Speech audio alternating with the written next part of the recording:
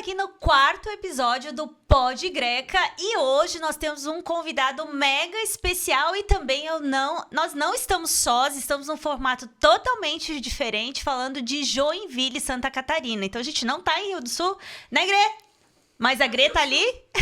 Eu estou em Rio do Sul e com dor no coração, porque eu super sei que a energia desse estúdio aí só tá começando alta, mas vai levar mais ainda. E eu tô muito triste de não estar aí, mas também feliz ao mesmo tempo de poder estar de maneira online no quarto. Aham. 1, 2, 3, 4 episódios dos vários 100 aí que a gente vai fazer, né? Ótimo. E aí eu vou apresentar para vocês os convidados de hoje. Tô com um reforço aqui no presencial, que é a Kátia Quinzan, nossa Kátia Monstra. Olá, tudo bom? Nossa sócia do Movimento Greca e também grande amiga, monstra aí no autoconhecimento, analista existencial, veterinária, uma junção de muitas coisas, né, Kátia? É isso aí, estamos aqui para dar um apoio e perguntar também. E agora eu vou apresentar para vocês essa pessoa. Eu vou apresentar. Você quer que eu apresente, Grace? Eu assim, já comecei falando da energia desse estúdio, né? Porque pra mim, essa pessoa que grava stories, caminhando, com um sorriso largo. Não fala o nome, não fala o nome ainda. Não fala o nome. Não, só fala um pouquinho sobre ele. Curiosidade de quem tá aqui. Aham. De querer acompanhar, porque faz com que a gente queira sair do lugar pela fala, mas em especial pelo comportamento. E falando aqui só de story, imagina estando agora no meio dessa conversa, que é esse convite que a gente vai fazer para todo mundo que tá aqui com a gente, né? Pra sentar na roda agora aqui e bater esse papo com a gente. E você tem muita razão, porque esse estúdio não será o mesmo depois dessa conversa. Porque quando ele chega, a luz irradia onde ele está. Então, eu tô falando aqui de uma pessoa muito especial que a gente se conectou lá na mentoria para mentores. E eu sou muito grata ao Joel J por ter nos conectado, né? E principalmente, eu vou começar já agradecendo aos pais do Ronan por ter feito esse ser de luz aqui. E porque senão, né, ele não estaria aqui com a gente não teria se conectado.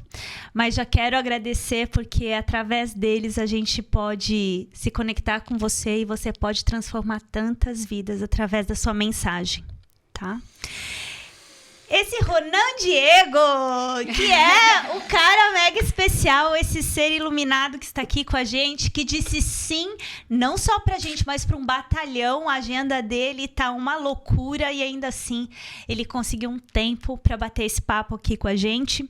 E a gente ficou em dúvida quando ele falou que... Quando ele disse sim, a gente falou, meu Deus, é sim, mas sim é sim? A gente tava em dúvida, né, Grê? Se o sim era sim de verdade. Mas ele não fez muitas perguntas e disse sim com o coração dele. E tá aqui, apesar de poucas horas de sono, apesar de viajar bastante, de trabalhar um monte. Ele tá aqui com a gente. E Ronan Diego, ele é diretor, né, de saúde e fitness da Mind Valley. E é uma plataforma de autoconhecimento, de ensino, certo? Depois me corrija se eu estiver errado. É nascido aqui em Joinville, então é um Catarina, né? E nós estamos, então, na terra dele. E ele mora muitos anos fora do país. É muito conhecido em Dubai, Estônia e no mundo inteiro. E agora a gente quer que a sua luz também chegue nos líderes, nas pessoas, nas crianças e nas famílias. Então, já quero agradecer aqui a sua presença, o seu sim, ouvir a sua história e estar aqui pertinho de você e dar aquele abraço de 40 segundos, né? Peraí, gente, vocês não sabem brincar, né? Vai direto do coração, assim, ó. Como assim? Que coisa bonita. Muito obrigado por essa recepção. Sabe, tô aqui de corpo e alma, Grace, você que tá aqui com a gente pelo computador. É um privilégio pra mim, sabe? Ter vocês que vieram de tão longe, poxa, dirigiram 9 horas. 9 horas. Pra estar aqui. A gente tinha o estúdio marcado pra hoje, deu imprevisto, vim pra hoje. E pra mim é um privilégio, sabe? Que tantas coisas estejam alinhadas pra gente ter essa conversa e que a gente tá aqui, sabe, de bom coração. Eu tô aqui num espaço de vocês com muito respeito e com muita honra e gratidão de estar aqui com vocês de corpo e alma. Vamos lá. Vamos lá. Quero agradecer também o Thiago da Skyline, produtora, que tá ali no cantinho. E com muito carinho disse sim pra nós também num domingo de manhã, que é o dia que a gente tá gravando esse podcast, né? Então, obrigada, tá? Por tirar aí o seu domingo pra nos atender. Obrigado, meu querido. Foi muito especial, tá? Então vamos lá, vamos conhecer um pouquinho do Ronan. Bora! Conta um pouco da sua história pra nós. Eu sou daqui, Joinville, Santa Catarina. Então é legal que a gente tá fazendo um podcast aqui, né? Já é Em casa. especial por isso, né? Na sua casa. Os meus pais moram aqui pertinho, né? Aqui nesse mesmo bairro aqui. Uhum. Foi aqui que eu cresci, foi aqui que eu nasci, foi aqui que eu fui pra escola, foi aqui que eu descobri quem eu era. E foi daqui que eu saí 11 anos atrás. Né? 11 anos. Faz 11 anos que eu não tô mais no Brasil. Que eu saí de Joinville, eu tava fazendo faculdade aqui.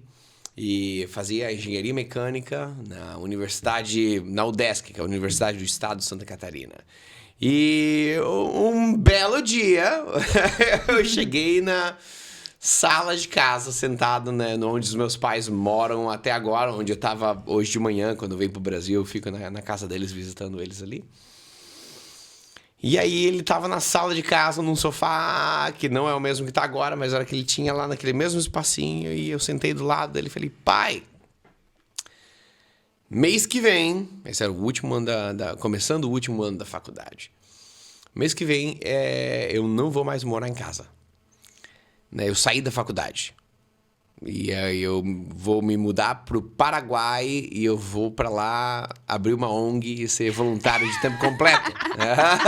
Fica bom. Pá. Saindo da engenharia, né? Uma mudança Saindo bem... do último ano. Aí você imagina, né? Era assim, era o último ano da engenharia mecânica. Eu era a esperança da minha família. Né? Porque na minha família não teve ninguém que foi pra faculdade. Não teve ninguém que teve muito acesso à educação. Os meus pais se viraram do avesso para que eu pudesse ir para o ensino médio que fosse com mensalidade paga. Eu fui do ensino público, né, no ensino fundamental. E aí, mas eles viram que eu era um bom estudante, né? Eu gostava de estudar e tirava notas boas. Eles falaram, quer saber, a gente vai conseguir, vamos colocar ele numa... no ensino médio, bom, aí, né, ele vai passar no vestibular, vai pra faculdade, vai ter alguém na nossa família que vai pra faculdade, né? Vai mudar a forma, a história da família, de como a gente vive a vida, né? E era como meus pais sempre quiseram. O que eles nunca tiveram foi muita estabilidade. E eu acho que a geração deles todas, né? E aí eles lutaram para que eu tivesse a tal da estabilidade. Um emprego bom, com um salário, né, recorrente, bom, estável, comprar uma casa, um carro, né? Essa é a ideia de sucesso que eu nasci para ter. Mas que uma hora que eu vi não era o que eu queria. E aí, esse é o impasse. E aí, os meus pais nunca impuseram nada para mim, assim. Mas quando você vê as pessoas que você mais ama no mundo se dedicando, né, para que você tenha um futuro que seja X, Y, Z, e aí você se vê meio assim, poxa, eu não tenho opção. Né? Ainda é a única opção que eu sei, mas se eu começo a pensar numa coisa diferente, eu começo a ficar com medo de mudar, porque teve tanto esforço, teve tanto sacrifício para eu chegar ali, e aí, vou jogar isso tudo para fora? Sou ingrato, isso, aquilo, pai. Então acho que essa foi uma primeira decisão de muito desafio, da jornada do herói, né? Imagina o filme ali, né? Quando a gente passa pela jornada do herói o tempo inteiro. Acho que depois que eu fiz tomei essa decisão, fui pro Paraguai, abri uma ONG, já conto mais sobre isso. Eu lembro que eu estudei bastante o Joseph Campbell, que é o cara que escreveu o Poder do Inconsciente. Não, o herói das mil faces. Ah, sim. The Hero of a Thousand Faces. Acho que é isso, né? O herói das mil faces, assim. Que fala sobre a jornada do herói. Né? O herói é aquela pessoa que é uma pessoa normal, num mundo normal, tudo comum, até que ele recebe um chamado pra ação. A vida pode ser diferente, né? E aí na analogia, na metáfora nos filmes, você tem, né, o Harry Potter recebendo uma carta para ir para Hogwarts, né? O Neo falando você é o escolhido, ou sei lá, o Frodo recebendo o anel, fala, agora você vai, essa é a tua missão. E aí o Luke Skywalker, né, do Star Wars, diz, você vai, né, é o cara que vai salvar o mundo e tal. E aí, nesse momento, o herói, ele recusa o chamado para ação, né? Porque, poxa, eu tô na minha vida, eu tô no que eu conheço ser normal e eu tô fazendo as coisas normais, isso não é pra mim. E, né, o Luke Skywalker acha um robozinho que tem uma mensagem de uma princesa que ela quer ser resgatada. Ele fala, não, isso aqui não é pra mim, não. Até que ele não tem mais escolha. Às vezes acontece alguma coisa ali que o herói toma uma ação diferente e aí ele começa a sua jornada e vai pro mundo mágico. E é uma metáfora de você saindo da sua zona de conforto. E aí essa, pra mim, era sair da faculdade e ir morar num país diferente e ser voluntário de tempo completo. Deixa eu só te interromper. Quanto tempo você passou nesse processo? O processo de... Tomada de consciência que você não estava indo por um caminho bacana e que você começou a pensar, opa, será que tem alguma coisa diferente? Até a tomada da decisão de ir naquela sala ponto. E tomar... Pai, eu vou para o Paraguai. Quanto tempo durou esse processo? Porque você fala de fora, parece que foi tão simples. Eu pensei, dali um mês, cheguei lá e falei. Quanto tempo foi esse processo? Pergunta, porque assim...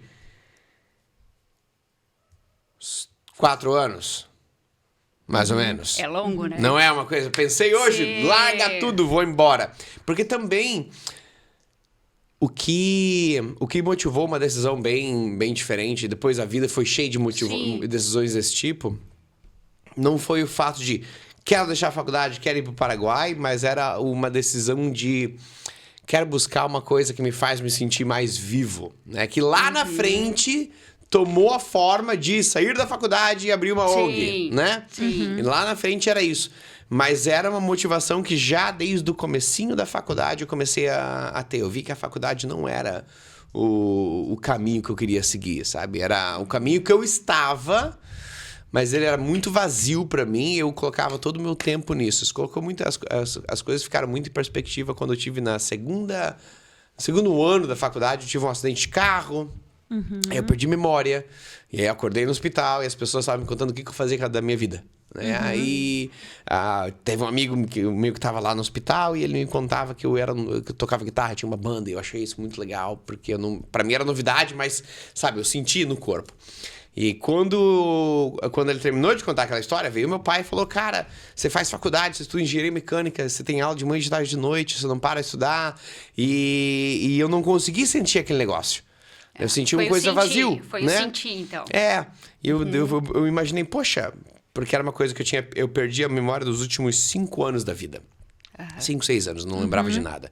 Então as pessoas estavam me contando, Rona, esse é você, isso aqui que você tá fazendo com a tua vida. E pra mim era uma novidade. E é uma perspectiva muito louca, assim.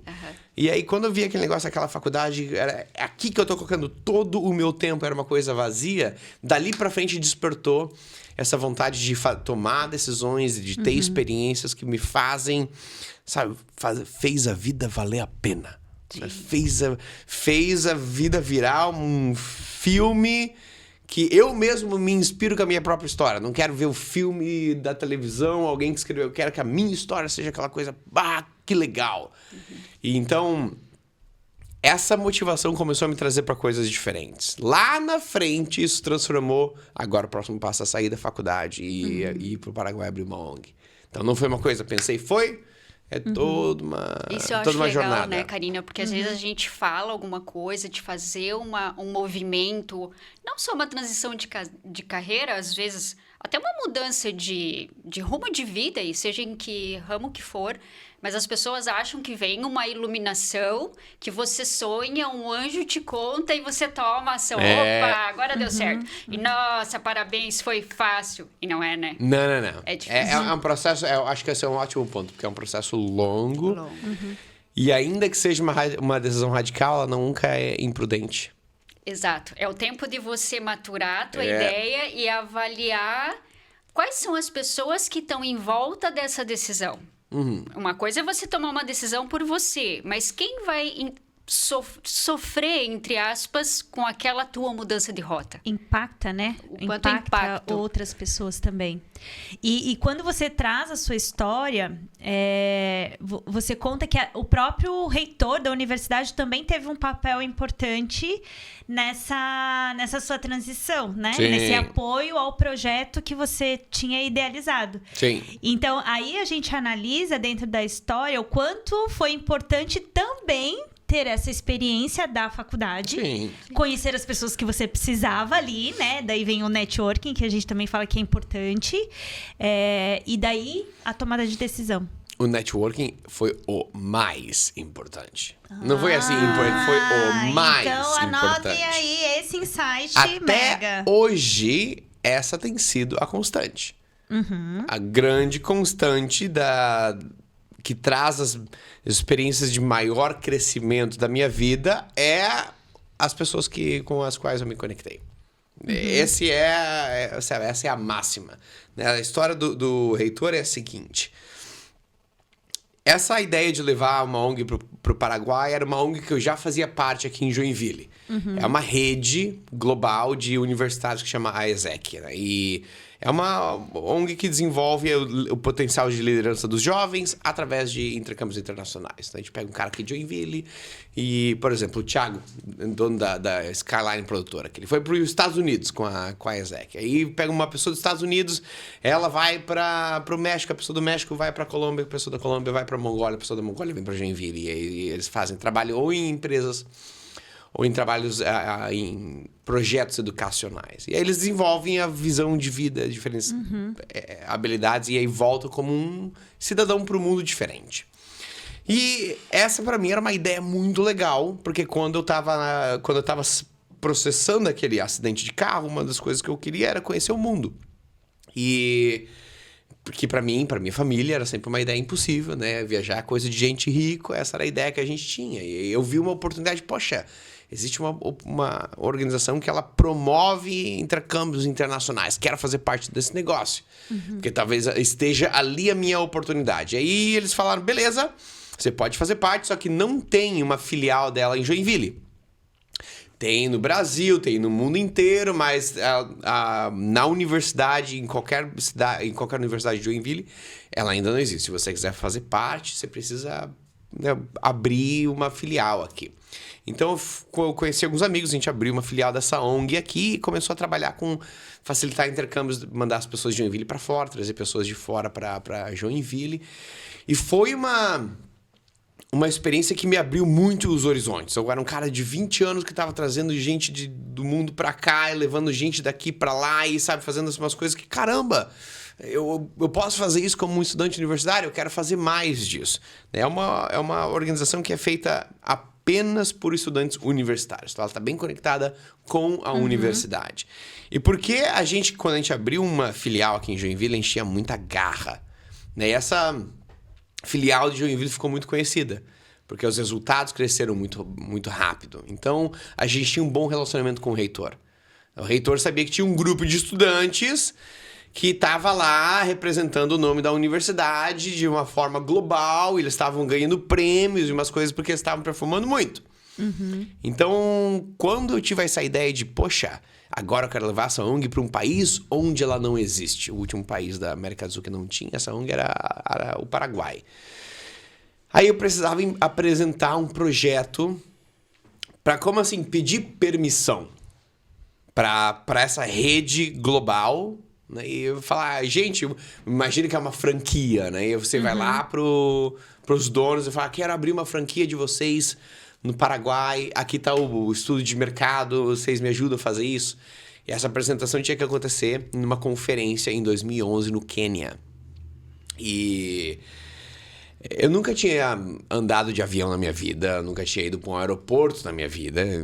Eu tinha mais ou menos umas 4 semanas, 6 semanas, eu não lembro, para estar na África, né, para apresentar esse projeto.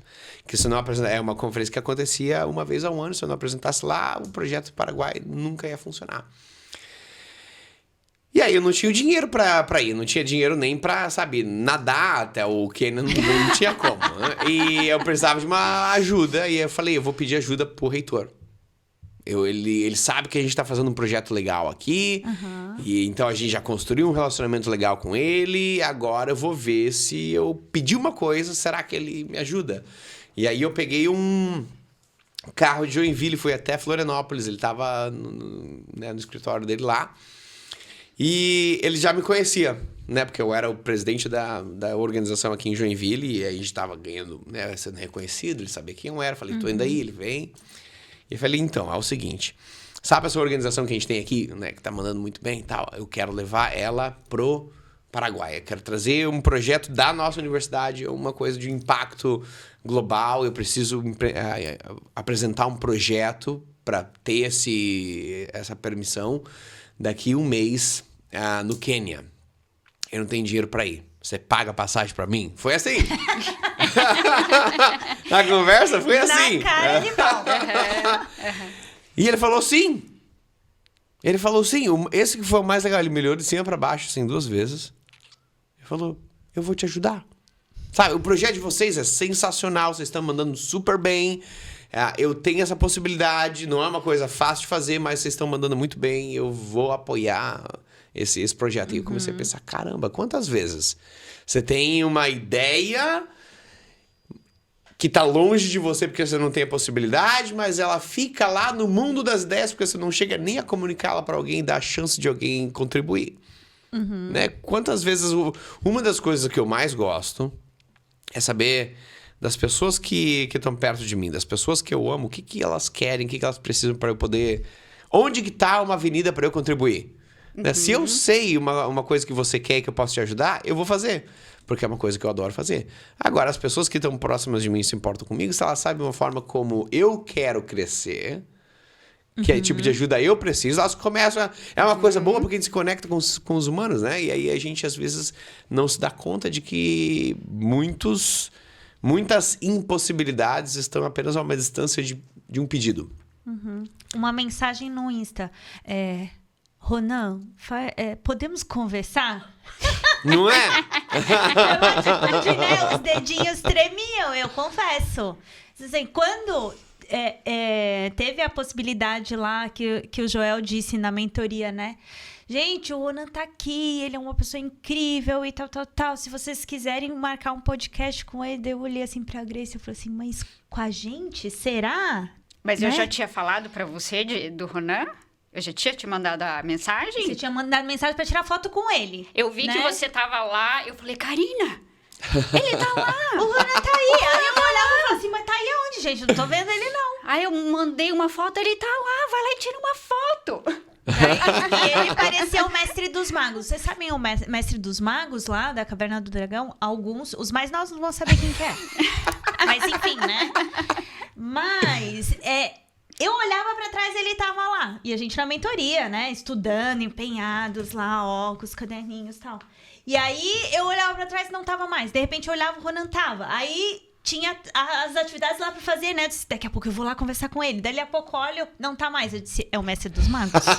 Uma hora a gente vai pegar ele. Aí a Karina falou assim, não, eu vou falar com ele, mas é que ele saiu. Eu olhava, ela falava, não, mas ele tá no podcast. Ela falou, então já volta. Você tava embaixo, tinha todo né, gravando. tava saindo do escritório lá, indo pros podcasts e voltando. Tava no dia de gravação, foi ali que aconteceu. Sim, e daí na hora que ele falou que tinha essa possibilidade de gravar contigo, eu disse assim, mas eu acho que são só os grandões que vão gravar com ele, né, Grace? A gente é tão pequenininha, no caso eu, muito menor que todos, né, mas que a Grace, inclusive, mas eu olhei e falei, mas a gente é tão pequenininha, como que ele vai a mente dizer conta essas coisas pra gente, né? Sim. A gente tá ali colocando todas as essências, todos os porquê não pode dar certo, né? E aí, o mais interessante é assim, qual que é o pior que pode acontecer? Eu vou lá, eu quero fazer alguma coisa, né? Quando eu fui lá pra conversa com o reitor, eu também não estava confortável. Mas o pior que pudesse acontecer, ele falar, não. Aí eu talvez fique um pouco triste e vou pra casa. Pá, não é o fim do mundo, né? E eu acho que quando a gente coloca essa coisa em perspectiva, o que é o pior que pode acontecer? Você fala, vale muito mais eu tentar, o preço de eu receber um não, sentir a orelha quente um pouquinho, sentir o coração acelerando um pouquinho, é um preço muito menor do que nunca ter acesso ao sonho que eu quero realizar. Nunca ter acesso ao objetivo que eu quero alcançar. Esse é um preço grande, né? Mas quando a gente coloca em perspectiva, a gente fala, opa, eu vou pedir, eu vou comunicar o que eu quero e dar a chance desse negócio acontecer. Sim. E contigo foi a mesma coisa. Posso fazer também? Pode, claro, deve. Ô, Rodan, agora você falou um negócio que esses dias eu fiquei pensando, assim, às vezes a gente não faz, né? Você colocou muito forte, comunique sua ideia, porque a partir dali a gente tem muitos resultados, né? E esses dias eu fiquei pensando sobre isso, que às vezes a gente não pergunta porque o máximo que a gente pode receber é um não. Mas eu fico prestando atenção na quantidade de pensamentos que a gente tem, porque a gente não coloca só o não. É como vai me avaliar, o que vai falar depois? Será que eu sei usar as palavras certas? E a nossa mente, ela produz uma infinidade de justificativas. A gente costuma dizer algumas verdades, mas que nos impedem, né? Nos deixam paralisados. E enquanto isso, assim, né? Agora, enquanto estava falando, eu até tinha tomado nota aqui, porque eu tinha ouvido, em especial, o podcast com o Joel, que tu gravou. E lá eu fiquei me colocando várias vezes no teu lugar, né, pela situação aí de que história eu estou escrevendo, e eu tenho algumas perguntas aqui que eu queria de curiosidade assim fazer para ti. Primeiro, manda. Em que momento que aconteceu essa virada de chave, né, de querer realmente abrir essa ONG, mas com que idade que tu tinhas? Porque a gente tem uns conflitos, né? Sim. A nossa chave, vou falar talvez aqui pela Karina, pela Kátia, que a gente fez grandes viradas de chave na nossa vida aí, mas foram lá com 30 e alguns anos. Sim. Né? Quase aos 40, nós aqui. Mas pela tua trajetória, eu acredito que foi muito antes disso, né? Esses incômodos, essas vontades de escrever um grande legado, grandes histórias, impactar. Eu queria entender que idade que foi, realmente, porque a gente vê essa incomodação muito mais tarde, normalmente. Acho que no teu caso foi antes, né? Acho que foi tô fazendo as contas aqui, 22 anos, eu acho. 22... 2011, né? 2011 quando eu comecei a preparar o projeto, 2012 quando eu me mudei para o Paraguai, 2012 foi o ano que eu fiz 24. Então eu tava preparando essas ideias, cozinhando essas ideias ali com 22, 23. Por aí.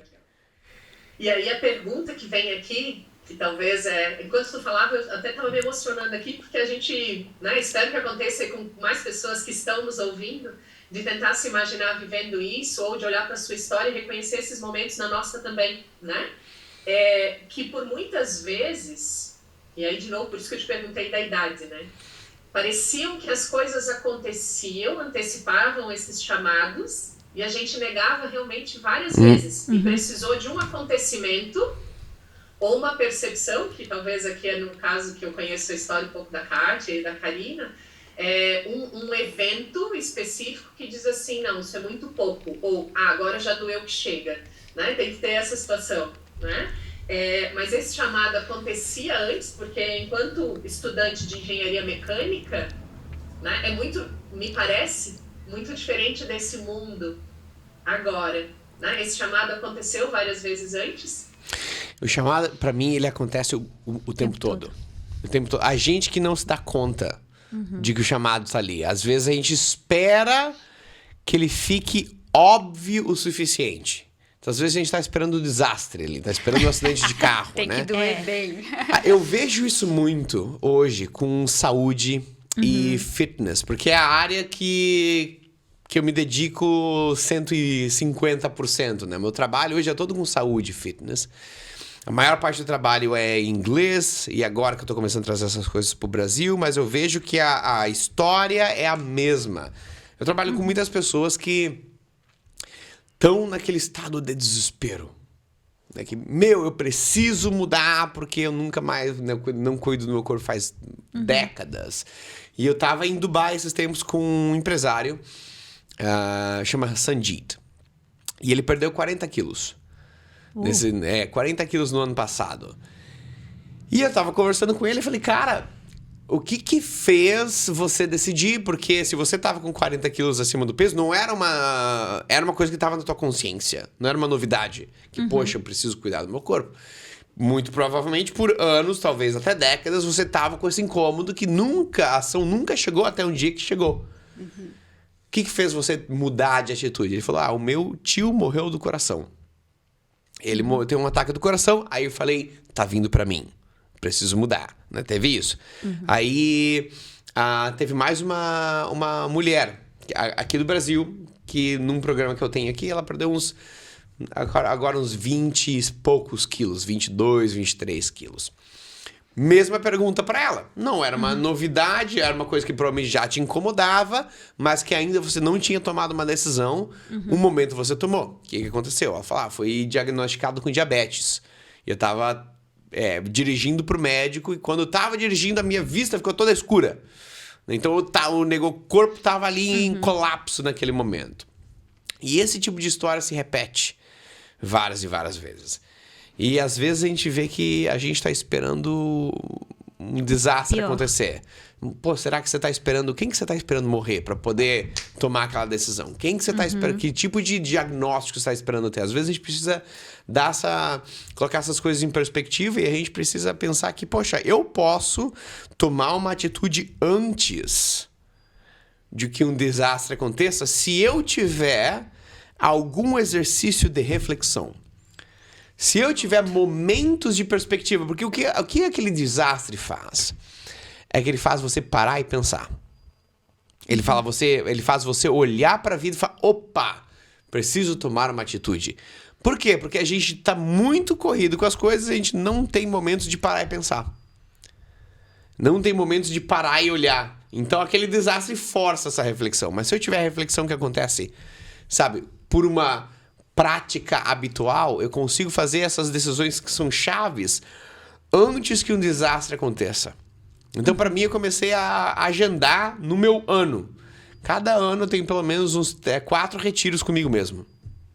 Que legal. Que é, às vezes, um dia, uma tarde, que eu sento e escrevo sobre como é que tá a minha vida. Ou às vezes é um lugar que eu vou e faço uma meditação, e faço um processo que coloca a vida em perspectiva. E dali pra frente as decisões têm sido muito mais rápidas. Eu vejo, opa, tem um problema cozinhando aqui. Né? Se eu deixar esse negócio em 5, 10 anos ali pra frente, uma hora ele vira uma crise existencial, uma hora ele vira uma doença, uma hora ele vira... Eu não vou gastar os próximos 5 anos esperando o problema chegar até eu tomar uma decisão. Eu tô tendo a consciência disso porque eu tô fazendo o meu checkpoint. Tô fazendo a minha reflexão, tô conversando, tô colocando a vida em perspectiva. E agora eu consigo mudar aspectos na carreira, consigo mudar aspectos no relacionamento de família, aspectos na saúde, porque essa reflexão acontece de uma forma mais, sabe... Essa virada de chave, ela tá ali esperando para acontecer a todo momento. Os sinais estão vindo a todo momento. A maioria das vezes a gente não tá prestando atenção para ver onde que eles estão, para percebê-los. Até que você cria essa ferramenta de vamos parar e olhar quais são os sinais que eu tô recebendo. Para mim, essa é uma coisa que muda muito o jogo, sabe? Eu tenho um exemplo que eu perdi minha avó há alguns anos, né? E nesse processo, ela ficou debilitada há muito tempo e usando fralda. A gente precisava, né, dar banho, cuidar, ter esses cuidados. E quando eu vi a minha avó naquela situação, foi uma virada de chave. Então, quando tu traz esse exemplo, né, desse empresário que ele viu acontecendo em alguém que ele amava ali, e aí mudou. Daí ele falou, não, aquilo tá vindo para mim, né? Então, quando eu tive essa experiência, antes, assim, eu morria de preguiça de ir na academia, assim, eu dizia, não, lugar fechado, não sei o que, tinha meio um pavor, assim, sabe? Lugares abertos até que eu ia. Mas academia, não. E aí eu relacionava com só a beleza, com estética, a questão da saúde. E depois desse episódio da minha avó, eu comecei a ver a saúde como algo essencial. Como é que eu quero viver? E aí, sempre nas nossas conversas, né, com as mulheres, principalmente, e também na escola de líderes, o primeiro módulo é autoconhecimento, líderes de si. E a gente fala muito sobre a questão da saúde, de ter que se colocar na agenda, né? E aí eu sempre digo que eu quero ser a pessoa que vai comprar as fraldas para as minhas amigas na velhice e não alguém indo comprar fralda para mim, né? Então, para isso, para chegar lá na velhice bem, saudável, eu preciso cuidar hoje.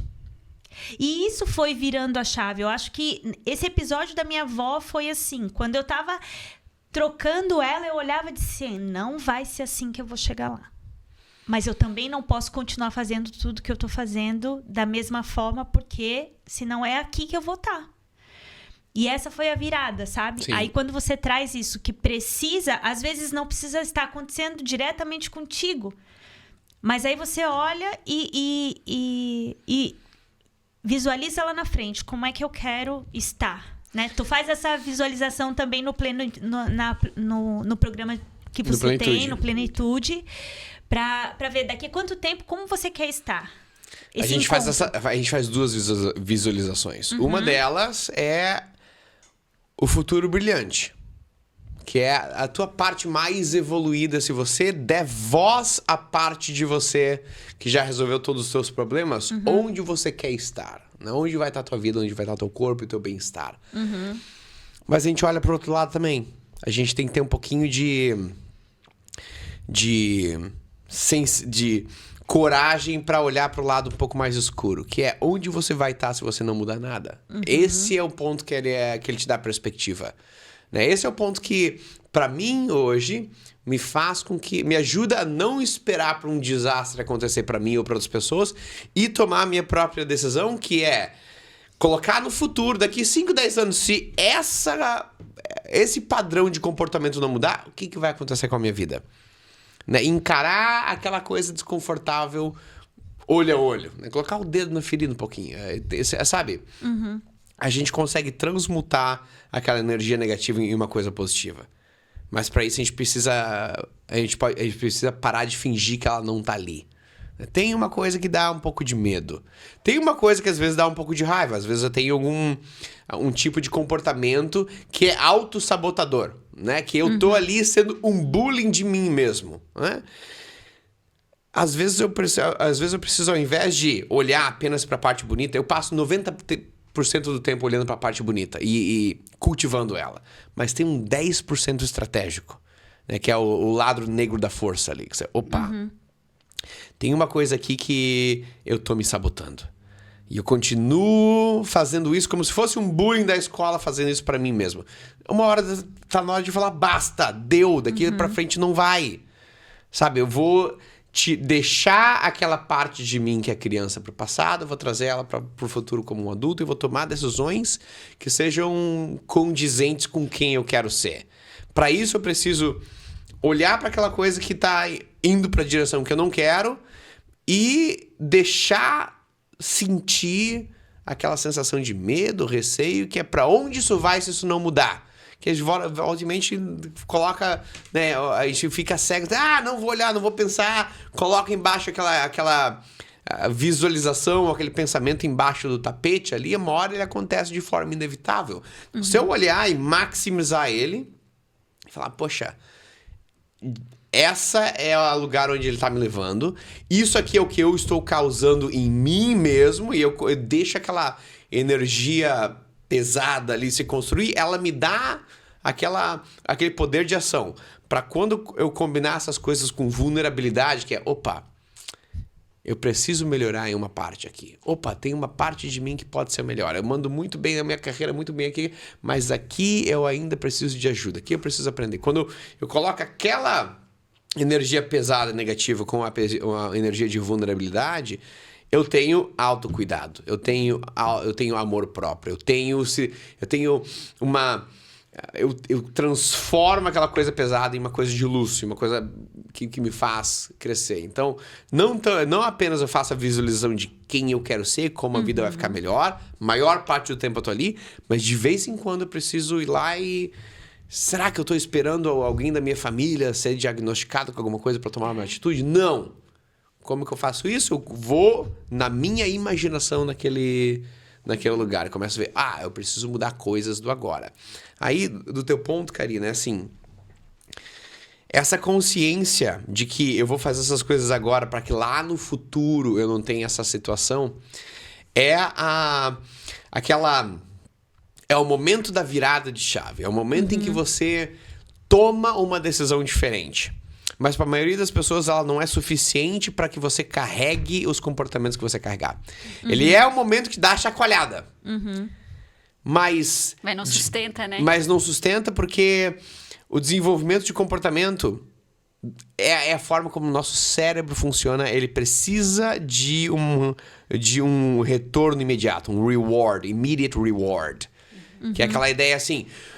Vou fazer uma coisa agora para que quando eu tenha 90 anos, lá minha vida vai ser daquela forma. Bem bonito, eu consigo entender, mas muita pouca gente consegue mudar a refeição que eles fazem hoje à noite com isso em mente, porque a recompensa tá lá longe. Tá longe. Então, essa me traz a virada de chave que dá aquela ideia. Preciso mudar, quero mudar. É o despertar. É o despertar. Agora eu preciso encontrar alguns subterfúgios mentais que trazem a recompensa imediata de tomar esse tipo de decisão. Beleza, eu vou comer uma janta com alimentos naturais, com verdura e com proteína. Vou deixar o chocolate de lado, a sobremesa de lado, vou deixar a cerveja de lado, vou passar o final de semana sem a cerveja ou sem isso e aquilo. Qual que é a recompensa de eu estar tomando essa decisão nesse exato momento? Vou pra academia, né? Um lugar que eu não tô com vontade de ir, passar dor, não sei o quê. Você tem que encontrar qual que é a vitória daquela ação no dia de hoje. Para algumas pessoas, o ir pra academia é a coragem de tomar uma decisão e ir para um lugar em que eu me sinta desconfortável ou intimidado. Né? Sabe? Se eu ir pra academia todos os dias lá na frente, a minha vida vai ser legal. Mas hoje, isso é uma vitória de eu ir pra um lugar onde antes eu me sentia envergonhado. Ou antes eu era desconfortável. E eu tô lá tomando um passo de coragem. Esse é a vitória imediata, sabe? A refeição que eu fiz hoje à noite, que foi uma coisa mais saudável e com menos abuso, é um exemplo que eu tô dando pros meus filhos que estão me assistindo. Sabe? Essa é a vitória de hoje. Ou é eu estar me sentindo mais leve na hora de dormir porque eu não tô, sabe, com o meu estômago cheio de gás. Você tem que ver qual é o retorno imediato que aquela ação te dá. Ela não tá te dando o emagrecimento ainda, ela não tá te dando a possibilidade de se mover, né, ter mobilidade lá no futuro. Essas coisas vão acontecer com o tempo, mas você tem que pensar hoje. Essa aqui é a vitória. Quando eu tenho essa na minha cabeça, eu consigo ter um pouquinho mais de combustível para mudar o comportamento. Aí a gente alinha aquela visão do futuro com a recompensa de seguir o processo hoje. Esse até a gente estava conversando a última live que você fez na sexta. Que você, de certa forma, você já começou a trazer o que está por trás ali, né? Daquele hábito, né? E aí a gente até estava conversando sobre isso. Eu já descobri a minha criança birrenta. Né? Eu descobri a minha criança birrenta, o porquê é que ela fica ali. Dá um doce, tem que ser agora. E a gente brincou com ela, a gente até... Sim, brincamos um monte. Porque é alguma coisa assim que ela é muito escondida, né? Você não quer olhar muito. E aí é o que você fala, é o enfrentar uma coisa que às vezes parece ser pequenininha. Deixa lá, não precisa olhar, tá bom do jeito que tá. Não, mas você pegar, olhar para ela e falar assim, não, eu sou maior do que isso. E aí um outro link que eu acho muito legal é a capacidade de você dominar a si mesmo com relação a uma decisão. Isso vai te ganhar força, te dar potência para tomar outras decisões. Exato. Eu acho que é aí que você fortalece o líder, a gente chama, né, fortalecer o líder em si, com pequenas decisões. Eu disse que eu ia acordar cedo, eu acordei. Eu disse que eu ia me alimentar, e eu me alimentei. Ou seja, eu dou conta, eu confio em mim, o que eu decidi que eu vou fazer. E aí, quando você tem uma decisão difícil, seja por que motivo for, você fala, não, mas eu confio em mim. Eu confio na minha palavra. Acho que isso faz esse trabalho interno, assim. Como é que você vê essa potência? Não apenas é uma coisa que a gente consegue reconhecer, que quando eu tô melhorando a minha saúde, eu começo a melhorar outras áreas da vida. A gente tem dados científicos que mostram que essas coisas acontecem com todas as pessoas. Sim. Tem um estudo, por exemplo, da Universidade de Ohio. Eles pegaram um grupo de 7.000 pessoas, seguiram essas pessoas por mais ou menos 30 anos, mas elas pegaram um período de 15 anos para observar o que estava acontecendo na vida dessas pessoas. E eram pessoas entre os seus 30 anos em diante. Tinham pessoas de várias idades, mas a média era essa. E eles viram que no estudo de 15 anos, as pessoas que perderam peso de forma permanente, não é aquela pessoa que perdeu, né, pro verão ou pro casamento e voltou, mas que depois de começaram em um peso, talvez em um estado de obesidade, e chegaram num peso ideal no final daqueles 15 anos, em algum momento dessa jornada, as riquezas financeiras dessas pessoas aumentaram. Chama net worth. Net worth é o quanto de riqueza você tem em capital, né? E aí eles viram, inclusive, que uma pessoa que tinha perdido mais ou menos 8 quilos de forma permanente, no final ela tinha um valor adicional de capital que era equivalente a um carro, em relação a uma pessoa que não tinha perdido peso nenhum. Então, todas elas ganharam mais dinheiro por causa da carreira, vai crescendo, mas a que perdeu peso ganhava ainda mais. As pessoas que tinham perdido 13 quilos ou mais, elas tinham um capital ainda maior, equivalente a uma casa. Elas ganharam uma casa com esse processo. E aí você viu o oposto. As pessoas que ganhavam peso de forma permanente, elas perdiam, elas estavam mais pobres lá no final, em relação às pessoas que estavam na média. E aí, qual que é a conclusão, né? Quando você olha os cientistas olham os dados brutos, eles falam, poxa, o que está acontecendo ali? Será que o pessoal está transformando, né, peso em dinheiro? Não é isso, mas é aquela transformação subjetiva que acontece. Caramba, se eu transformei o meu corpo de uma forma permanente, eu passei por um processo de começar a acordar mais cedo. Eu passei por um processo de começar, talvez, não responder ao impulso e fazer um jejum intermitente ou fazer uma refeição que tenha mais verduras e um pouco menos aquele estímulo para o cérebro. Eu comecei a ter decisões de autocuidado. Comecei a refletir sobre quem eu quero ser, sobre os problemas que eu quero evitar. Então, isso te dá muitas habilidades de transformação pessoal. E quando você transforma o corpo, especialmente, o corpo é muito tangível. Você consegue ver com os olhos a transformação. Sim, Tem um antes e um sim. depois. Quando você chega nesse ponto, eu consegui fazer isso na minha vida, você pensa, o que mais eu vou transformar? Aí você vê que a pessoa que perdeu 15 quilos, daqui a pouco ela começou a melhorar o rendimento dela na carreira. Daqui a pouco ela começou a melhorar os relacionamentos com a família. Daqui a pouco ela começou a melhorar e transformar outras áreas da vida, porque uma atitude leva a outra, né? Então, uma das principais histórias que falou para mim, esse é o caminho, foi do meu primeiro cliente. O meu primeiro cliente veio da Malásia. Eu primeiro trabalhava muito com amigos. Eu era atleta, eu aprendi muito sobre o corpo. E eu fazia todos os tipos de experimentos com o meu próprio corpo. Ganhar peso, perder peso, correr, tudo mais.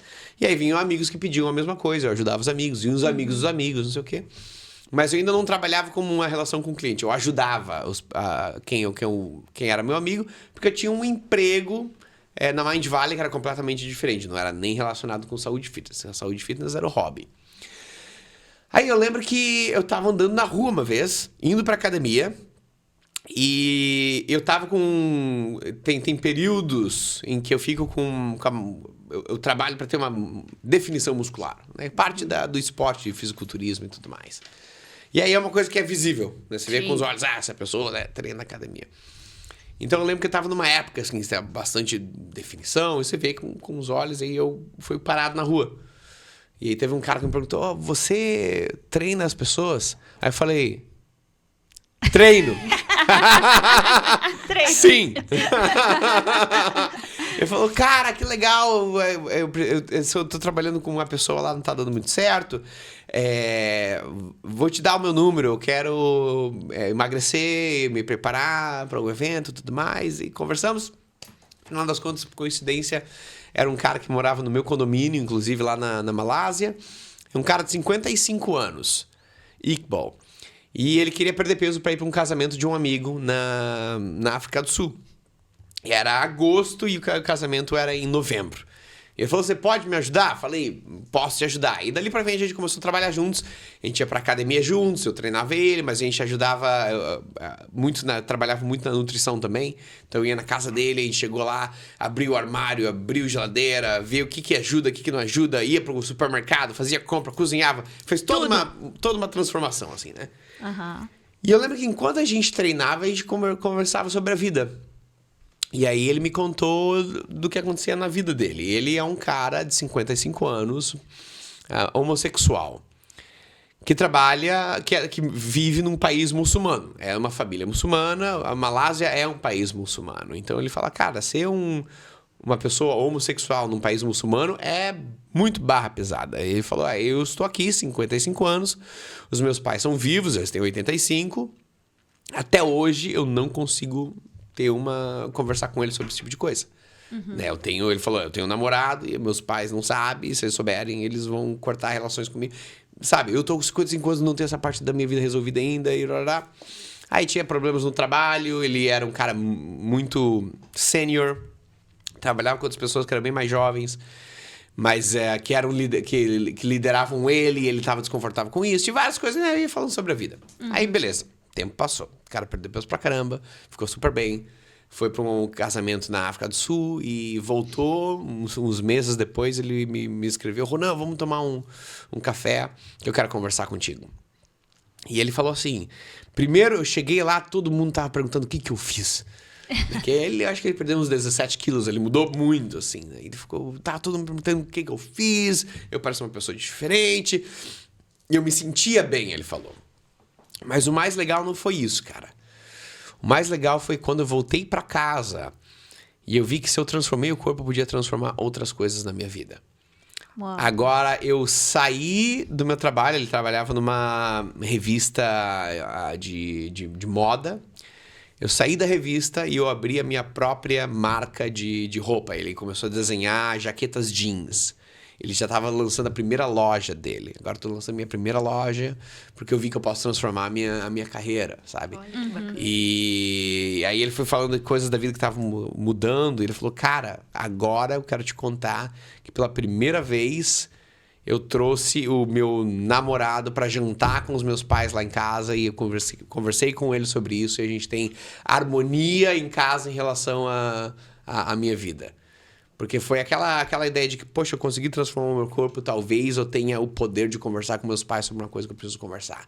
Uhum. E ele falou, quero te dar um abraço porque essas coisas mudaram a minha vida. Foi muito mais do que perder peso. Eu falei, aí está o segredo! Aí, que é exatamente o ponto que você trouxe. E isso pra mim falou, é isso que eu quero trabalhar com as pessoas. Não, o meu foco principal não é ajudar as pessoas a emagrecer. Uhum. É toda a transformação que acontece como um efeito dominó na vida depois que isso acontece. Uau. Que história. Tá. Teve também nessa aula que a gente assistiu na sexta, a gente vai falar das aulas agora. Que falava sobre o que a gente vai desistir, né? O que a gente quer desistir, do quê? E tinha muita gente falando ainda sobre coisas, né? Eu vou desistir do chocolate, eu vou desistir do álcool, eu vou desistir. E aí, você sempre dizia assim, tem mais alguma coisa. O que tá né, por trás disso, desse desejo? O que a gente vai deixar para trás? A gente vai deixar para trás uma vida de desejos imediatos, né, que não vão me levar para o próximo nível, por exemplo, não vão me despertar essa consciência. Eu vou deixar a procrastinação. O que em si eu vou desistir. Né? Eu queria que você falasse um pouquinho sobre isso, o que está por trás desse desejo imediato do chocolate, do álcool. Porque o que eu percebo, né? A gente trabalha com muitos líderes, empresários, empreendedores, e muitas vezes eles estão muito focados nos números. Então, isso faz com que eu olhe números no meu negócio e muitas vezes eu estou investindo minha saúde, investindo o meu relacionamento, muitas vezes, para que eu veja números altos, né? E daí você traz com as pesquisas que demonstram que, com o passar do tempo, isso acontece ao contrário. Né? Porque... imagina que eu cheguei com o meu saldo bancário daqui a alguns anos lá em cima, mas eu estou com a minha saúde, utilizando tudo isso para, né, ter a saúde de volta, e também estou sozinho. Sim. E até teve um dos líderes numa situação lá que a gente fez uma ferramenta com ele, e no final ele escreveu uma palavra que me chamou muita atenção. Ele escreveu solidão. Essa palavra ele escreveu no final da ferramenta, assim, sabe? E aí eu fiquei pensando, porque era uma pessoa, né, que é um empresário, que tem dinheiro, e que o receio dele, eu acho que aí o que eu deixo para trás, né, muitas vezes a pessoa acaba deixando as coisas boas e achando que é só esse resultado, é o dinheiro em si, e as outras coisas ficam para trás. Sim. E a gente faz isso de bom coração. A gente só não sabe que a gente está compensando por uma coisa que a gente precisa encarar e aprender. É que às vezes eu trabalho muito com pessoas que têm essa história. Tem um projeto hoje com a Mind Valley, que é um projeto internacional, que a gente trabalha com 100 empreendedores por um ano inteiro. E são 100 dos maiores empreendedores do mundo todo. E a história é essa. Eu desenvolvi uma carreira que é alfa, né? E eu desenvolvi muita riqueza e muito sucesso nesse jogo, nessa área do jogo da vida.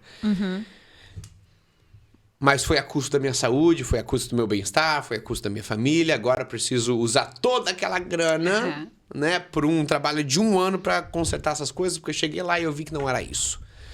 E aí é um projeto de um ano inteiro que a gente faz mentorado com essas pessoas todos os meses. Aí eu tenho uma rede de coach que trabalha com essas pessoas de forma individual. E eu, então, presto muita atenção nas histórias. E eu vejo que é um padrão que se repete.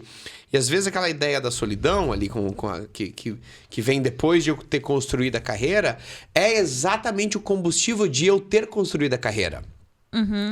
Né? Aquela solidão que estava ali foi o que me colocou tanto tempo no trabalho, né? Foi o que colocou aquele negócio de seres humanos, amigos, família, lá em casa, complicado. Consigo me esforçar nesse trabalho aqui, né? E enquanto eu tô ali me esforçando nesse trabalho, eu tenho a esperança de que aquele crescimento é o que vai me trazer conexão com aquelas pessoas que um dia lá atrás talvez zoaram comigo, né?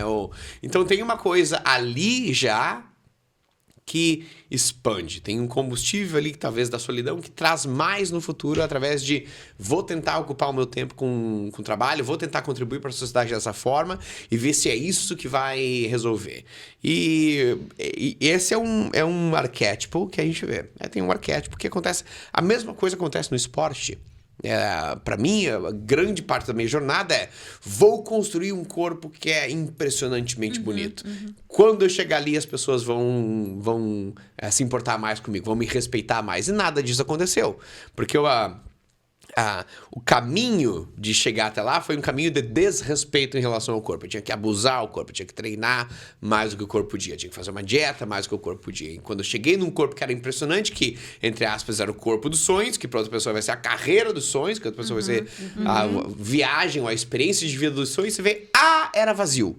Era vazio porque o combustível que me levou lá era exatamente o problema que agora ficou exacerbado, né? Então, quando eu falo assim, o que a gente tem que deixar para trás para transformar a saúde, não é o que eu tô comendo, o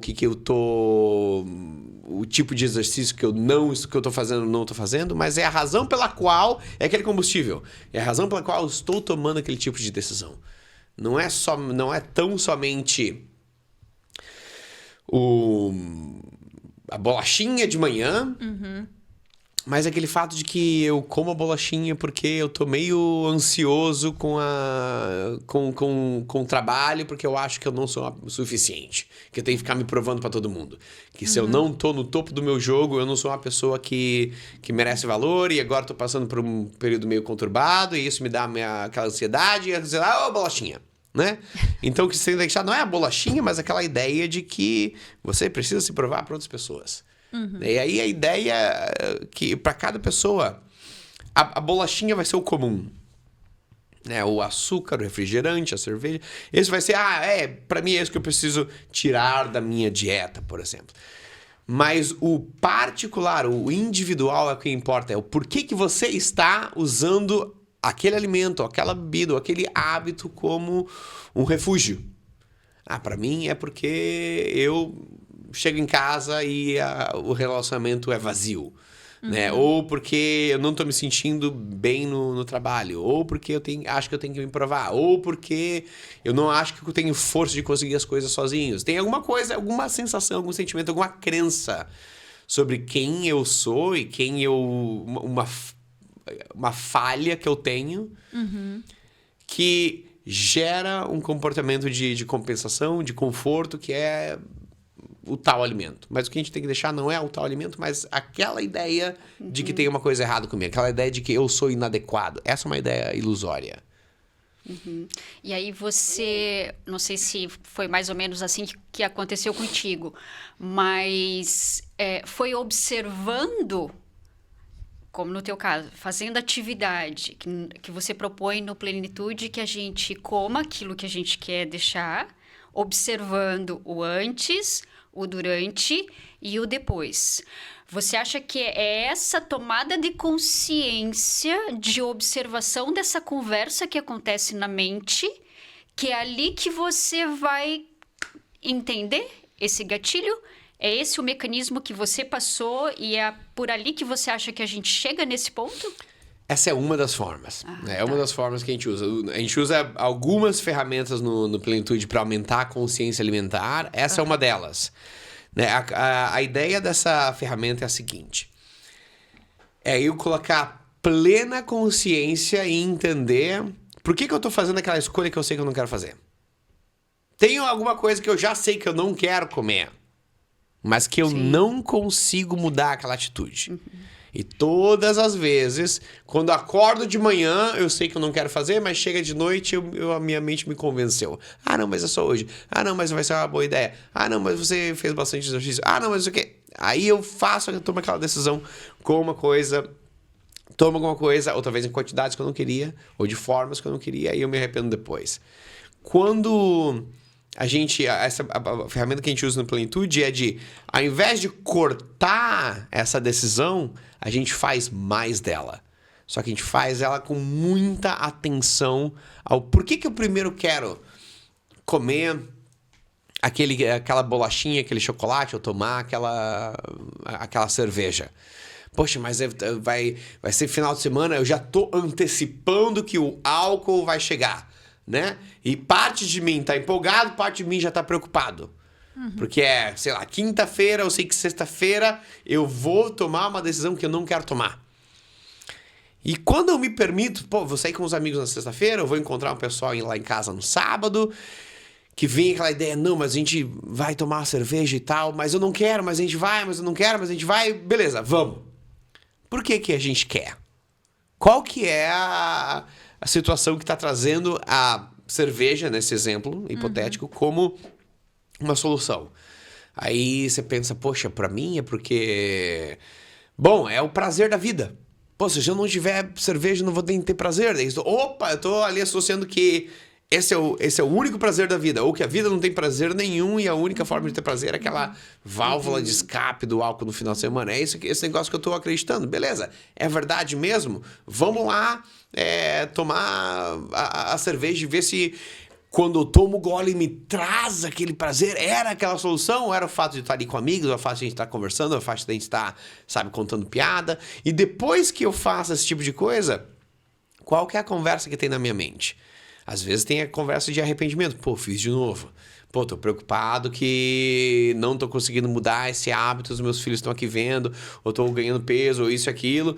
Era aquele prazer que eu queria, sabe? O que acontece se eu presto atenção no diálogo interno com muita atenção?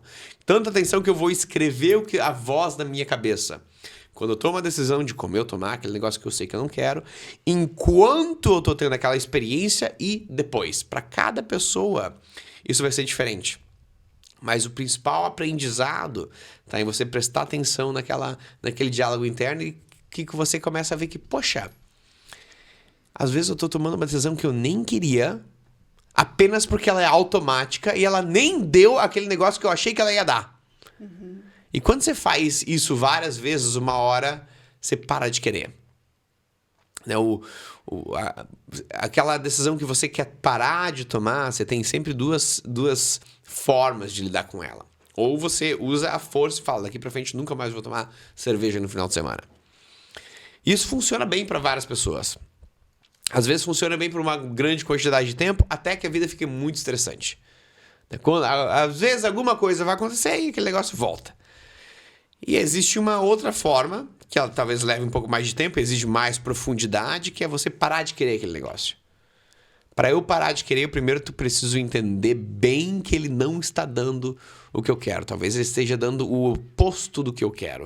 Uhum. Mas eu só entendo isso quando eu entro em contato com aquela decisão e não escondo ela, não faço rapidinho. Eu presto muita atenção no antes, durante e depois. Talvez eu faço isso várias vezes, até que uma hora eu digo, poxa, realmente não era mais o que eu queria. E aí, aquela briga interna, aquele jiu-jitsu mental, quando alguém te oferece a cerveja, eles aparecem. Porque não é uma coisa que eu quero, mas eu tenho que controlar, é uma coisa que eu deixei de querer. A gente tem isso com várias coisas na vida já. Eu sempre dou o exemplo do todinho, né, do Nesquik. Às vezes as pessoas falam, mas Ronan, eu não vejo a minha vida sem a cerveja. Vamos pegar esse exemplo. Uhum. Quando você era criança, você não via a sua vida sem o Nescau.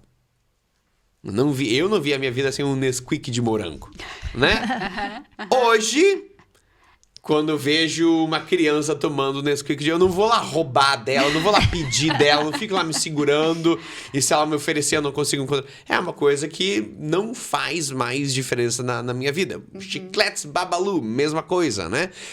Todo mundo tem. Uma coisa que antes você gostava tanto que hoje não faz mais parte da tua vida e você não tá sofrendo por isso porque você parou de querer. Esse é o sonho, né? Exatamente. E daí, poxa, talvez aquela bolachinha Oreos ou a cerveja ou o cigarro ou qualquer coisa possa entrar nessa categoria também. Você já fez isso no passado, você pode fazer isso de novo. Uhum. Ótimo. Grace, queria fazer pergunta? Não, tá tudo ótimo. Tô aqui impressionada e adorando. Não tenho nada aqui não. Bem feliz com vários insights aqui que o Ronan tá trazendo. E acho que tudo que a gente tem de comportamento é importante a gente fazer os 4 retiros que ele trouxe lá no início, para a gente ter consciência do que vem antes, de como a gente, né, vive o momento e os nossos pensamentos do futuro. Adorei. Acho que em especial aí para o nosso grupo que mais tem visto aí o Pod Greca, que são os líderes.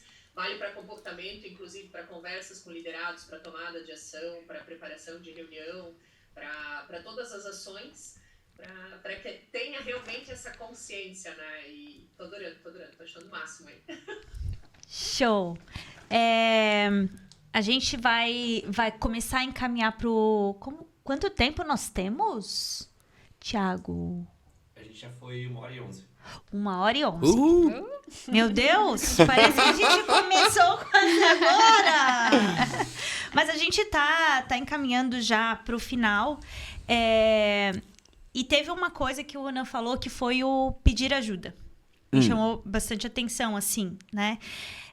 Principalmente para as pessoas que estão num cargo de liderança ou numa posição de liderança e tem esse receio, esse medo de pedir ajuda e se mostrar fraco. Então, eu queria que você falasse um pouquinho sobre isso, para a gente já ir para o final e também falar um pouquinho sobre os seus projetos que são voltados para isso, para essa ajuda, esse apoio. Então, dizer um pouquinho sobre esse medo e também como é que eles podem, através dos programas, né, que você tem, pedir essa ajuda sem medo. Sim. Sabe que, para mim, todas as vezes que eu pedi ajuda, que foram, assim, excepcionalmente muito bem recebidas, o universo foi muito generoso, né? A forma como eu sempre pedi ajuda era através de explicar quem que eu quero ser, ou a visão que eu tenho, ou a ideia que eu tenho. Nunca era dando um problema para uma outra pessoa resolver, era dando uma oportunidade para outra pessoa resolver. Não era assim: Karina, me ajuda a fazer tal coisa, tô com tal problema, resolve ele pra mim. Não era essa a ideia. Karina, eu quero ir para o Quênia fazer esse projeto, preciso de dinheiro, é isso aqui que eu quero fazer. Essa aqui é a minha visão, é aqui que eu quero ser e eu preciso desse passo aqui. Você consegue me ajudar com isso? Sabe? Então, eu acho que ele conecta bastante com o que a Grace estava falando antes, de você comunicar o que você quer.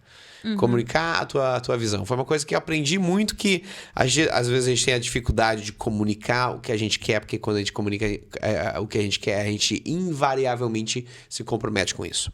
Às vezes eu tenho medo de comprometimento. Se eu falar pra você, eu vou pro Quênia, eu vou fazer esse negócio e eu tô me comprometendo com isso. Se você me ajuda, eu vou fazer. Se você não me ajuda, eu vou continuar fazendo. Eu vou continuar buscando essa oportunidade. Mas eu preciso comunicar isso pra você. Pra eu comunicar, eu me comprometo com isso. Né? Então, eu acho que essa é uma...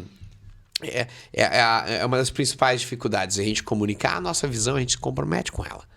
Sim. E aí, você tá pronto para receber? Você tá pronto para... Você tá ali no jogo? Então, por exemplo, quando eu tava lá na Malásia, teve uma época em que eu trabalhava muito como atleta e ajudava as pessoas, mas eu queria fazer essas coisas online. E eu decidi que eu tinha um trabalho que era bem diferente e eu queria voltar todos os meus esforços para continuar aprendendo sobre o corpo, continuar praticando o meu esporte, fazendo minhas rotinas, mas passar mais tempo ensinando. Talvez com vídeos online, talvez com... Sabe, eu queria alguma forma de ensinar, eu tinha uma ideia de fazer vídeos no YouTube e tudo mais. E eu fui fazer uma reunião com o dono da Mindvalley, que é o Vishen Lakhiani, que hoje é um grande amigo meu, mentor, parceiro de negócios e tudo mais. Naquela época eu era o empregado dele. E aí eu fui pedir ajuda, entre aspas, pra ele. Mas a forma que eu pedi ajuda não era: cara, eu quero ser um professor online, você me ajuda? Era assim: Vishen, daqui pra frente, era janeiro do ano, daqui pra frente eu tô vendo como eu quero usar o meu tempo de uma forma diferente. Eu quero usar 30% do meu tempo continuando a aprender na minha área, eu quero passar 20% do meu tempo... 20% do meu tempo aprendendo, 20% do meu tempo praticando, e eu quero passar 60% do meu tempo ensinando. Eu estou com essa ideia de fazer uma série educacional no YouTube em inglês com esse tipo de conteúdo. Eu quero saber se eu posso fazer isso contigo, com a Mindvalley ou não. Então foi assim: aqui estou eu pedindo uma ajuda. Eu quero fazer esse tipo de coisa. Você tem esse recurso, eu quero ser essa pessoa aqui. Mas não era dando um problema pra ele. Cara, eu quero ser um professor, você me ajuda. E agora ele vai ter que pensar como que ele me ajuda, o que eu preciso. Vai ter que lidar com as minhas emoções. Aí ele vai falar: legal, cara, não posso. Mas eu já tinha resolvido isso tudo. Essa é a minha visão. Isso aqui que eu quero ser. Essa aqui é a pessoa que eu quero ser. O que você precisa fazer apenas é aprovar esse projeto e aprovar o orçamento pra gente ter um time de produção. E ele falou, Ronan, essa é uma ideia incrível, eu vou gostar muito de te apoiar nela. Já mandou um vídeo pro pessoal, gente, projeto novo pra esse ano, o Ronan vai começar um canal no YouTube, pega tal pessoa pra fazer uma reunião com ele pra ajudar, e, sabe, as coisas se organizaram, dali pra frente começou toda uma carreira internacional online, que viraram programas online e tudo mais. Então foi um pedido de ajuda, que foi um comprometimento com a minha visão, eu tenho essa visão, eu vou fazer isso de qualquer forma, consigo fazer isso com a tua ajuda ou vou procurar ajuda em outro lugar? Né? Essa era a conversa, não era assim, dependo de você, se você me ajudar, a minha vida vai ser resolvida, se você não me ajudar, eu vou ficar aqui de coitado, né? Não é assim. Que aí eu deixo as coisas mais difíceis para quem eu tô pedindo. Isso aqui vai acontecer, eu vou conseguir chegar lá. Eu tô te pedindo esse suporte, mas se isso não acontecer, eu vou continuar buscando isso. Então eu já tinha um comprometimento com aquela visão, tinha a visão de o que eu quero fazer, com quem eu quero a pessoa que eu quero me transformar, e tem pra você contribuir, me ajudar e mudar o jogo pra mim, é só isso aqui que você precisa fazer. Talvez esse só não é um pedido pequeno, mas ele tá claro. É isso que eu ia falar, total clareza, né? Total tá bem claro. Clareza do que você quer. Você não tá dando um problema pra aquela pessoa resolver. O que você tá checando eu preciso disso. É fácil pra você? Se for fácil, você vai falar, eu preciso assinar um negócio e mandar um vídeo pra alguém. Se não for fácil pra você, você vai falar, poxa, legal, mas eu não posso te ajudar. Aí eu vou procurar outra pessoa. Que a gente sempre ajuda nas coisas que são fáceis pra gente, mas preciosas pros outros. Não é? Boa. É uma coisa que pra você é a solução da tua vida. Mas pra mim é tão fácil. Eu já tenho essa empresa, eu já tenho esse recurso, eu já gostei da tua ideia. Aqui. Ele não vai montar uma empresa, sabe? Contratar uma pessoa pra mover uma montanha, porque ele tem a vida dele pra cuidar. Sim. Mas eu tô mostrando, poxa, isso aqui pra mim vai mudar a minha vida. E talvez pra você seja uma coisa bem acessível, bem fácil de fazer. Essas são as formas que a gente mais gosta de ajudar as pessoas. Quando as pessoas vêm pra você com um pedido de ajuda, você vê, poxa, esse negócio que vai mudar a minha história, e pra você, poxa, é uma coisa que eu tenho acessível, que eu consigo fazer, vai ser, sabe? Ali as coisas acontecem. Então a gente precisa dessa clareza, de comprometimento com a visão e de estar pronto pra receber, não deu certo, vou continuar, sabe, lutando por isso de outras formas. Aí, ó, veio clareza do porquê que o universo age rápido e tão bem com ele. Viu? Porque você dá pronto. O universo, fácil. A visão tá clara. O universo, tá aqui, ó. Aham. É isso aqui que eu preciso. Tá bem claro o universo. Que bom que você me contou. Sim, né? aí aparece tá aqui. Né? Exatamente. Que bom que você me deixou saber. Tá aqui. Saber pedir pro universo. Tenha clareza do que você quer e que as oportunidades vão aparecendo, as pessoas vão aparecendo. Agora, você tem que saber pra onde você quer ir. Sim. Essa total clareza. Legal. Ronan, daí... Pode falar. Grace. Eu só queria contribuir aqui, já que estamos indo para o final, né? Sugerir às pessoas que estão assistindo Ronan através da gente aqui, de buscar assistir ele também nos outros podcasts e acompanhar ele no @RonanDiegoBR, né? Para que acompanhem aí toda essa energia desse ser humano incrível. E dizer que eu ouvi muito no podcast com o Joel, tu falar assim, joga que eu chuto forte. Joga que eu chuto forte. Que eu chuto forte. E agora, com essa conversa que veio agora aqui pra gente, do universo é generoso, e essa fala vem fluida sempre, quando a gente te ouve, né?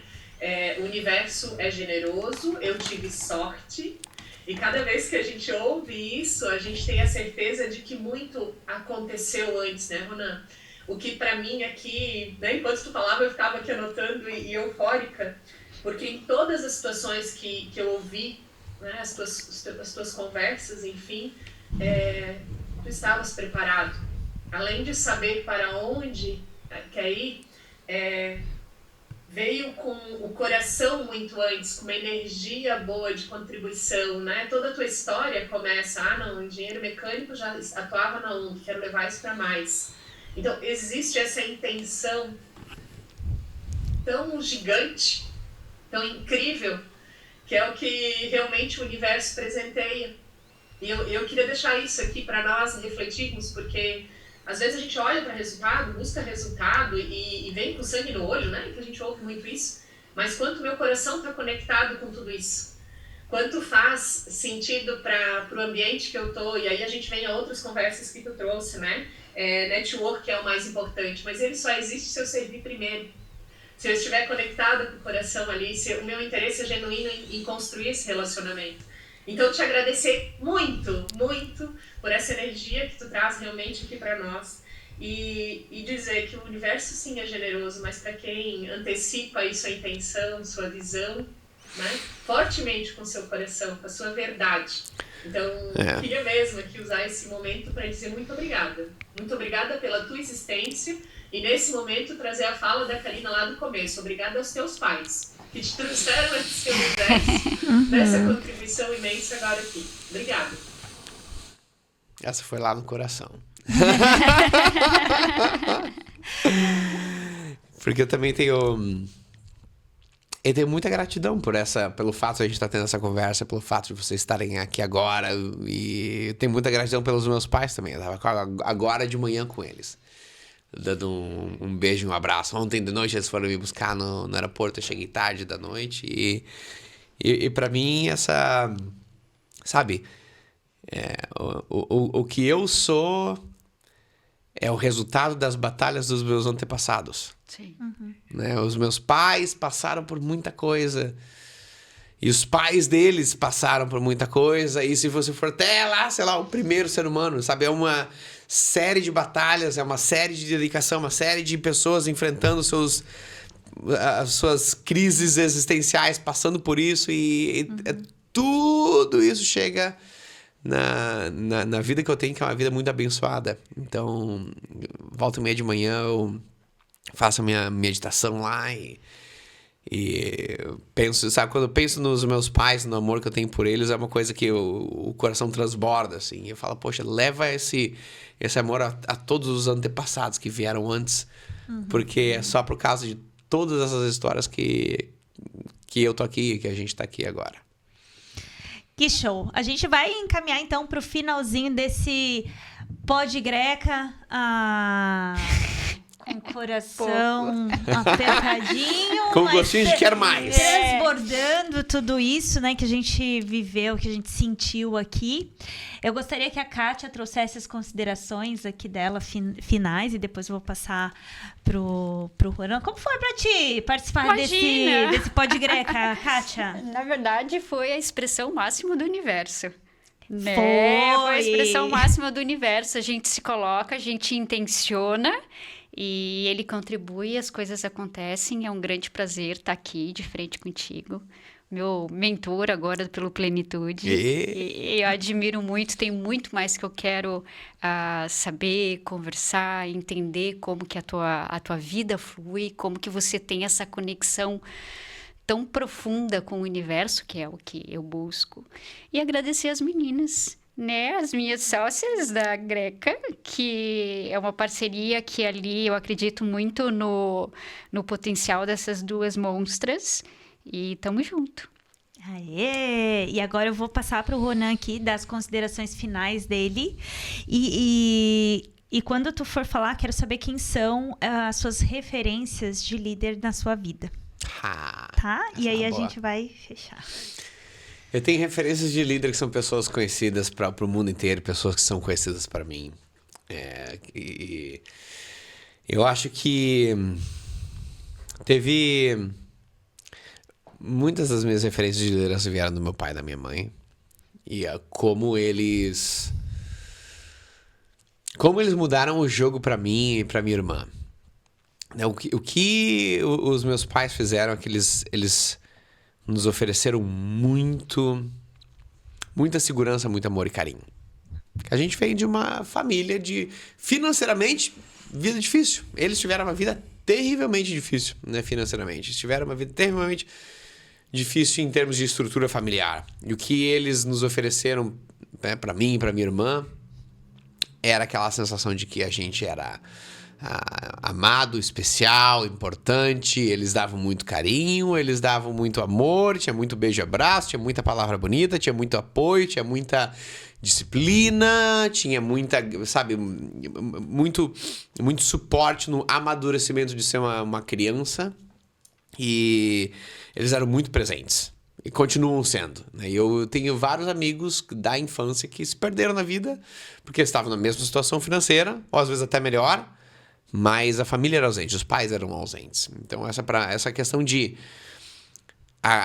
quanta questão eles fizeram de estar presente com a gente me mostra muito do poder da liderança. Foi o que mudou o futuro meu e da minha irmã. Hoje, eu e a minha irmã, nós somos felizes. Temos, sabe, uma vida boa, saudável, com família e tudo mais. Muito diferente de vários amigos que eu conheci quando era criança, por causa daquela presença que os meus pais tiveram e continuam tendo na nossa vida desde o começo. Eu tenho um amigo que me ensinou muito, chama Rafael. E eu lembro que o Rafael me ensinou uma lição que pra mim fez bastante diferença depois na vida, que ele falou assim: Ronan, você faz muitas coisas, mas se você não mostrar o que você faz, ninguém vai ficar sabendo e as coisas nunca vão chegar em lugar nenhum. Não, sempre fui muito dedicado e eu passava todo o meu tempo trabalhando e nada do meu tempo olhando para as coisas que eu fiz e comunicando para as pessoas e para dar combustível para as próximas coisas acontecerem. Então, eu sempre estava trancado no meu canto, as coisas nunca davam certo. Até que ele falou assim: cara, usa um pouco do teu tempo para mostrar para as pessoas que você está atingindo, né? O fato de eu ter conseguido um apoio do reitor para ir para o Quênia é porque a gente alcançava o resultado e falava: tá vendo? A gente conseguiu. A gente está fazendo. Né? Se eu ficar só ali e fazendo e atingindo os mesmos resultados, mas ninguém soubesse, eu nunca ia poder mostrar, estou também servindo, né? Ele falou assim: lembra que a galinha e o pato colocam ovos, né? O pato põe um ovo desse tamanho, né? Sai uma lágrima, ninguém fica sabendo. A galinha põe um ovo desse tamanho, mas ela faz um barulhão. E vem todo mundo. E aí falou: você precisa ser uma galinha, cara, você não pode ser um pato. Essa foi uma lição que eu sempre trago pra mim, que me ajudou muito a abrir várias portas, que faz e também mostra para as pessoas o que você está fazendo, para que essa energia chegue nas outras pessoas, entrega esse negócio, né? Eu tenho... é impressionante para mim as coisas que eu aprendi com o Joel até agora. Eu sei que para vocês também é uma questão comum, né? Mas a liderança do Joel e da esposa dele, da Lalas, em trabalho, em família, em sociedade, são coisas que eu nunca tinha visto na vida antes e são coisas que eu respeito e admiro demais. E uma das coisas que eu mais escutei, que pra mim foi assim incrivelmente bonito. Eu passei 3 semanas agora com o Joel na casa dele, né? E vendo os dois trabalhando, eles foram incrivelmente generosos comigo e me conectaram com muita gente no Brasil. Uma das coisas que eu mais escutei foi: eu conheci essas pessoas e a minha vida mudou. Sabe? Eu era uma pessoa, aí eu conheci essas pessoas, agora eu tenho uma família, agora eu escrevi um livro, agora eu tenho uma empresa, agora... Essa era uma narrativa que vinha a todo momento. Eu era uma pessoa, aí eu conheci o Joel, conheci a Lala, conheci essa empresa, esse grupo, aí a vida mudou. Eu falei: essa é uma coisa que me inspira a ser um homem melhor. Essas são algumas referências de liderança. Uau! Pois aí estamos, Brasil. Eu também quero, assim, sou profundamente grata a Joel J, a Lalas, né? Porque foi através deles também que nós chegamos até você, que nos acolheu aí, nos abraçou com aqueles 40 segundos que faz toda a diferença num abraço. E ele, né, tem um abraço de urso, assim, que acolhe a gente.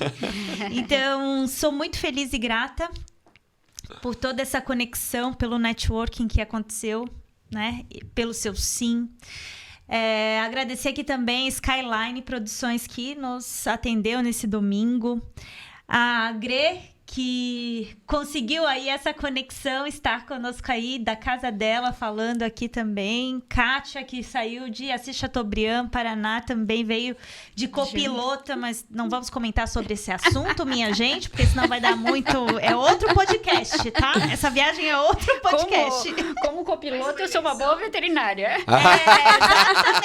Exatamente. Então, quem precisa de serviços veterinários é com a Kátia Quinzan, não copilota, isso não dá certo, tá?